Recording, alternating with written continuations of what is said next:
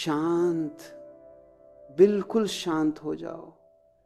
अपने भीतर के शोर को, उस भीड़ को जो तुम्हारे दिमाग में लगातार चलती रहती है, उसे एक पल के लिए रुक जाने को कहो। क्योंकि आज हम जिस यात्रा पर निकलने वाले हैं वह शब्दों की यात्रा नहीं है, वह निशब्द में उतरने की यात्रा है।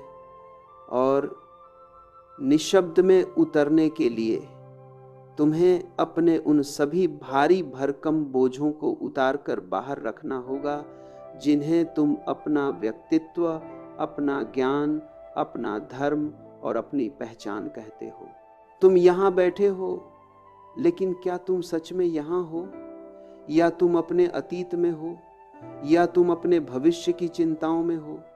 शरीर यहां है, लेकिन मन तो एक बंजारा है जो कभी एक जगह टिकता ही नहीं। और जब तक मन नहीं टिकता तब तक तुम सुन नहीं पाओगे। तुम सिर्फ शब्द सुनोगे, उनके बीच का मौन नहीं सुन पाओगे। और सारा राज, सारा रहस्य शब्दों में नहीं, उन शब्दों के बीच के खालीपन में छिपा है। तुमने कहा कि तुम सभी बिलीफ सिस्टम्स को, सभी विश्वास प्रणालियों को नष्ट करना चाहते हो। ये एक बहुत ही क्रांतिकारी विचार है, एक बहुत ही खतरनाक विचार है। खतरनाक इसलिए क्योंकि जिस दिन तुम अपने विश्वासों को गिरा दोगे, उस दिन तुम पाओगे कि तुम नंगे हो गए हो। तुम्हारे पास छिपने के लिए कोई जगह नहीं बची। अब तक तुम हिंदू होने में छिपे थे, मुसलमान होने में छिपे थे, भारतीय या अमेरिकी होने में छिपे थे, कम्युनिस्ट या सोशलिस्ट होने में छिपे थे। ये सब तुम्हारे कपड़े थे, ये सब तुम्हारे मुखौटे थे। और इंसान को नग्नता से डर लगता है। उसे डर लगता है कि अगर मैंने ये कपड़े उतार दिए तो दुनिया मुझे वैसे ही देख लेगी जैसा मैं हूं। और तुम खुद को देखने से डरते हो। इसलिए विश्वास को नष्ट करने की बात करना आसान है, लेकिन उसे करना आग में कूदने जैसा है। क्या तुम उस आग के लिए तैयार हो?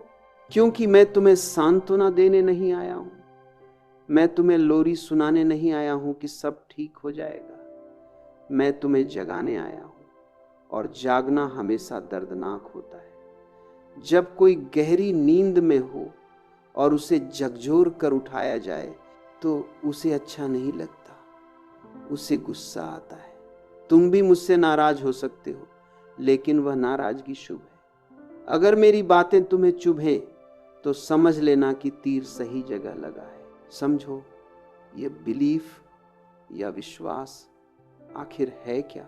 विश्वास का अर्थ है जो तुम नहीं जानते उसे मान लेना।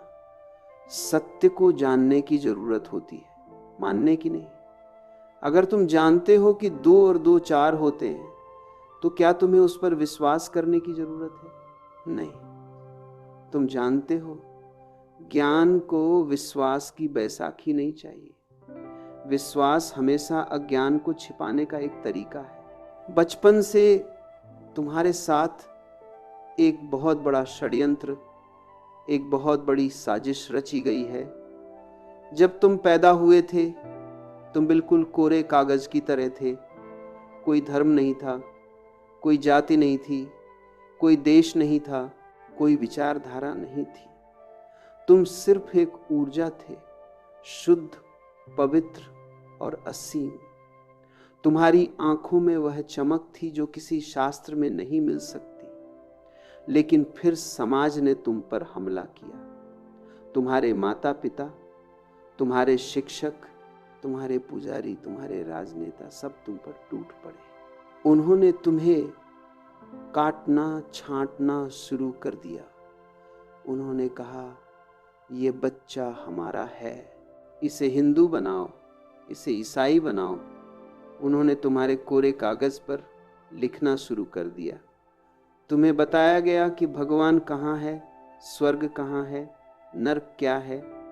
तुम्हें डराया गया, और एक छोटा बच्चा क्या कर सकता है? वह असहाय है। उसे जीवित रहने के लिए अपने माता पिता पर निर्भर रहना पड़ता है।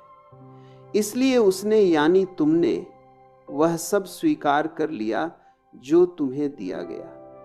तुमने जहर को अमृत समझकर पी लिया और अब तुम बड़े हो गए हो, शरीर से बड़े हो गए हो, लेकिन चेतना से अभी भी तुम उसी कैद खाने में। तुम सोचते हो कि तुम आजाद हो, तुम सोचते हो कि तुम्हारे विचार तुम्हारे अपने हैं।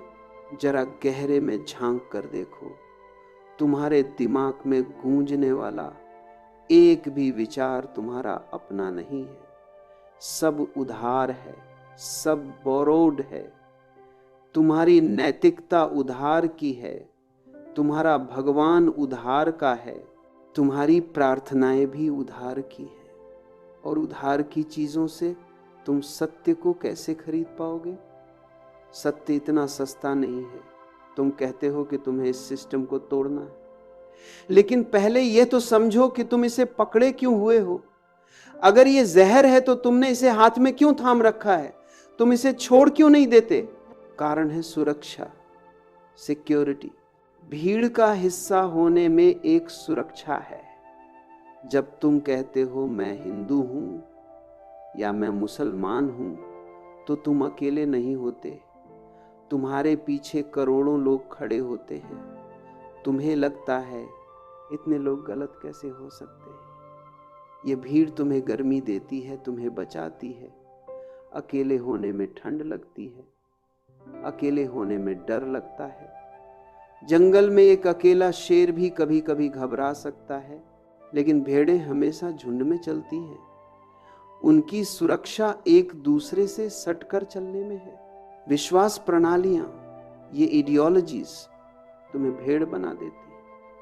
वे तुम्हें बताते हैं कि कैसे चलना है, कैसे सोचना है, कैसे जीना है, और यहां तक कि कैसे मरना है। उन्होंने तुम्हारा पूरा जीवन मैप कर दिया है, उसका नक्शा बना दिया है। और मजे की बात यह है कि जिन्होंने नक्शा बनाया वे खुद कभी उस रास्ते पर